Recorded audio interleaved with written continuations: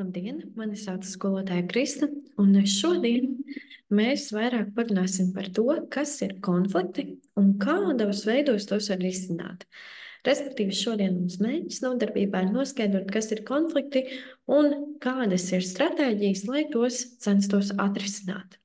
Jums droši vien katram jau prātā uzreiz ir kaut kāda asociācija ar vārdu konflikts. Iespējams, pirmais, kas jums nāk prātā, tātad jūs varētu lietot pat sinonīmu vārdu strīds. Nu, lūk, jā, un patiešām konflikts var kļūt par strīdu, jo konflikts pats par sevi ir dažādu uzskatu, viedokļu, interešu, vajadzību, arī spēku sadursmi. Un ja mēs cenšamies ar rokām attēlot, kas ir konflikts, parasti mēs rādām šādi viena puse un otra, ja? Tātad ir ideju, uzskatu, viedokļu sadursmi. Kādos jautājumos? Piemēram, konflikts varētu būt par to, ka divas draudzenes domā, kā pavadīt laiku pēc skolas. Viena draudzene vēlas doties uz kafejnīcu paēst, bet otra draudzene vēlas doties skatīties, kā tiek spēlēts volejbols. Ja šīs draudzenes nespēja atrast veidu, kā vienoties par to, kā tiks pavadīts laiks, tad starp viņām var izveidoties konflikts, respektīvi katrai ir savs viedoklis, kā jāpavada laiks, un abas puses tā tad nevis iet roku rokā vai blakus, bet ir viena pret otru.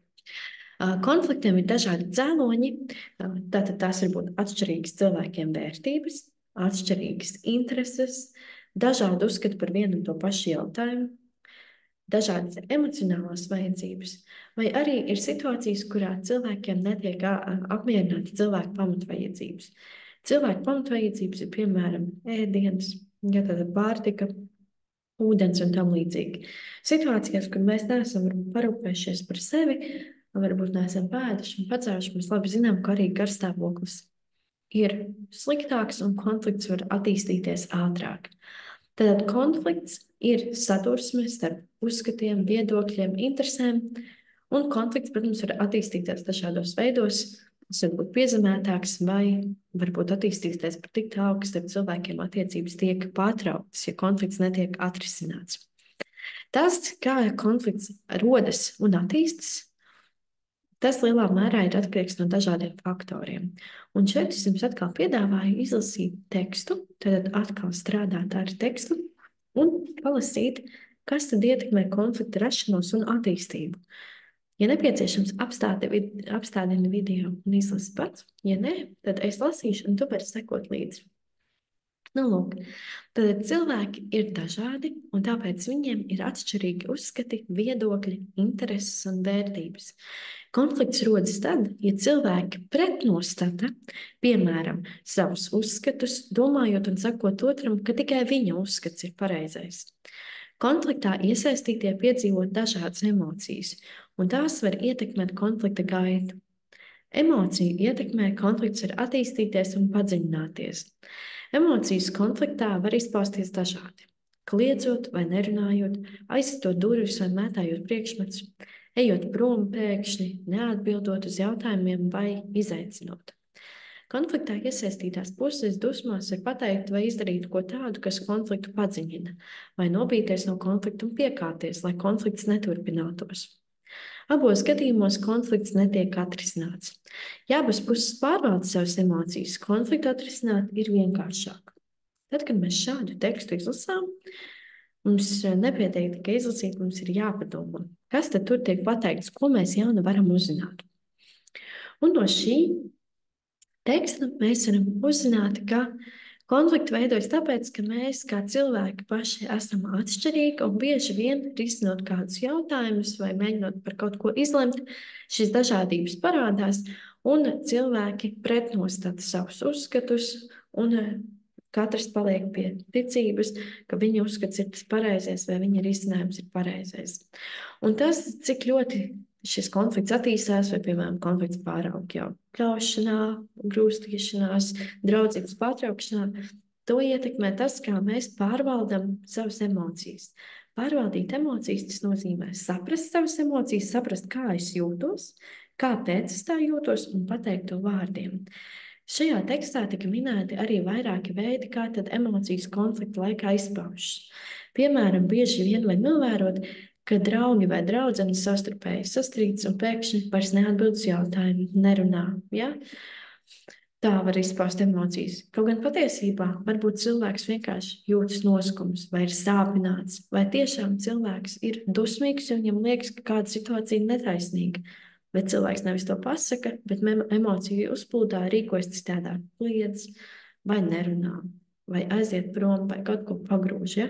Tas, kā mēs rīkojamies, ir atkarīgs no tā, cik labi mēs spējam vai varbūt nespējam pārvaldīt savas emocijas. Nu, lūk. Un līdz ar to tas, cik tālu attīstīsies konflikts, noteikti ir atkarīgs no tā, kādi cilvēki ir iesaistīti. Ja abi cilvēki ir tādi, kuriem netik labi padodas vēl pārvaldīt savas emocijas, konflikts varētu ļoti attīstīties, jo viens otru vēl vairāk uzkurina, bet no otras puses konfliktu būtu vieglāk pārvarēt, ja mēs mācītos atpazīt savas emocijas, mācītos sarunāties, otram pateikt, pagaidi, apstājies, šis mani ļoti sāpina. Kāpēc tu tā dari? Censties saprast vienam otru, vai ne? Vai izskaidrot savu pozīciju un pieņemt, ka dažkārt viedokļi var atšķirties. Tad, lai risinātu konflikts, viena no lietām mums būtu jāmācās labāk pazīt savas emocijas, saprast, kāpēc es rīkojos tā, kā es rīkojos, un varbūt es par to varu otram cilvēkam pateikt. Nu, lūk. Tātad šeit jūs arī redzat attēlu, kurā ir tas aplis ar konfliktu sastāvdaļām. Kas varētu būt konflikta pamatā? Tā varētu būt emocija un uzvedības nekontrolēšana, kas konfliktu sāsina. Tie varētu būt kādi aizspriedumi vai stereotipi, par kuriem mēs runājām. Tātad vispārināti pieņēmumi par kādu sociālo grupu, kas nav pamatot faktos un visbiežāk ir negatīvu nokrāsu. Tāpat arī galvenais tas, ka cilvēkiem ir atšķirīgi uzskati, viedokļi, intereses vai vērtības, un viņiem ir grūti pieņemt, ka otrai pusē ir citādāki. Šeit jums ir arī lieliski iespēja noskatīties vēl vienu mācību video tieši par to, kas ir konflikta cēloņi un kādos veidos konfliktu var risināt. Mācību stundā mēs šo video noskatījāmies, bet skatoties mācību video, tev ir iespēja video apstādināt un ar citu viedierīci noskanēt QR kodu, kas ir redzams, un tad šo tavas klases video arī noskatīties. Aicinu to arī izdarīt, ja tas ir nepieciešams. Virzoties tālāk, ja tu redzēji video, tad šim tematam video autori jau pieskārās, kā tad mēs varam konfliktus risināt, jo, protams, atrodoties konflikta situācijā, droši vien neviena no pusēm nejūtas īpaši labi, un katram konfliktam ir jāatrod veids, kā to varētu risināt. Zinātnieki, kuri pēta cilvēkus, kuri pēta sabiedrību, kā mēs dzīvojam, ir izsecinājuši, ka konfliktu risināšanai ir 5 galvenie veidi. Šeit es aprakstu tātad veidus, kuri sabiedrībā tiek novēroti. Kas ir redzams sabiedrībā, kā cilvēki, kuri ir iesaistīti konflikta situācijā, to risina. Un viens veids, kā cilvēki rīkojas, ir cīņa. Respektīvi, cilvēks katrs joprojām paliek pie savas pozīcijas un tikai cenšas otram uzspiest savu viedokli, ja, respektīvi, kļauj skaļāk, saka vairāk, un mēs varam padomāt, vai tas ir efektīvs veids, kā atrisināt konfliktu, vai tad, ja katrs paliks tikai pie savas puses un bļaus skaļāk un skaļāk, vai šādu konfliktu varēs atrisināt. Otrs konfliktu risināšanas veids, kas tiek novērots sabiedrībā, ir pielāgošanās. Respektīvi, ir situācijas, kurās diviem cilvēkiem tāda viedokļu sadursme, un tad viena puse mīļā mieru labad piekāpjas. Tātad viena puse ir gatava atteikties no saviem mērķiem, no sava redzējuma, lai piekāptos otrai pusē, ja? Tad atsakos no sava, piekāpjos otrai pusē, un tālāk mēs varam doties kopā. Vēl viens veids, kā risināt konfliktu, ir izvairīšanās. Tātad, tu esi nonācis konflikta situācijā, tu negribi to risināt, tu negribi ar to saskaties, un bieži vien cilvēki, cerot, ka konflikts pats no sevis atrisināties, pēkšņi no tā cenšas izvairīties. Piemēram, tad ātri atrod citu veidu, ko darīt, kā aizbildināties, tagad es nevaru runāt, tagad es nevaru risināt, tātad noilcināt, izvairīties.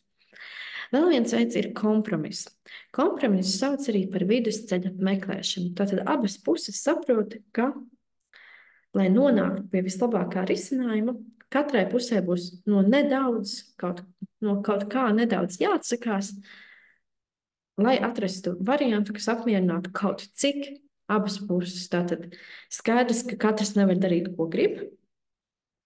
Abas puses ir gatavas no kaut kā atteikties, lai tad atrastu vidusceļu, kā katra puse iegūs vismaz kaut ko no tā, ko vēlas. Ja tu skaties video, tad piemērs tika minēts šāds, kur ir divas meitenes, kuras domā, ko darīt pēc skolas. Viena meitene grib doties paēst, jo viņa ir izsaukusi, otra meitene grib doties skatīties sporta spēli. Viņas atrada kompromisu, ka viņas sākotnēji varētu aiziet paēst ātri un tad aiziet noskatīties spēli. Pirmais puslaiks būs nokavēts, bet vismaz tad būs gan ātri paēst, gan redzēt nedaudz spēli. Kompromisu. Un pēdējais veids, kur arī es gribētu akcentēt un arī jums ieteikt, ja jūs nonākat konflikta situācijā, tā būtu sadarbība. Kā abas puses, kuras ir iesaistītas konfliktā, meklē nevis to, kas mums ir atšķirīgs, ko es gribu, ko tu gribi, bet mēs meklējam, kas mums ir kopīgs. Piemēram, par meitenēm, kuras pieminēju iepriekš, ja viena vēlas paēst un otra vēlas redzēt sporta spēli, bet kas viņām ir kopīgs? Kopīgs ir tas, ka viņas tomēr to grib darīt kopā. Tātad viņas var atrast veidu, kā sadarbojoties, atrisināt šo situāciju. Lūk. Paskatīties uz situāciju citādāk un atrast veidus, kā to atrisināt.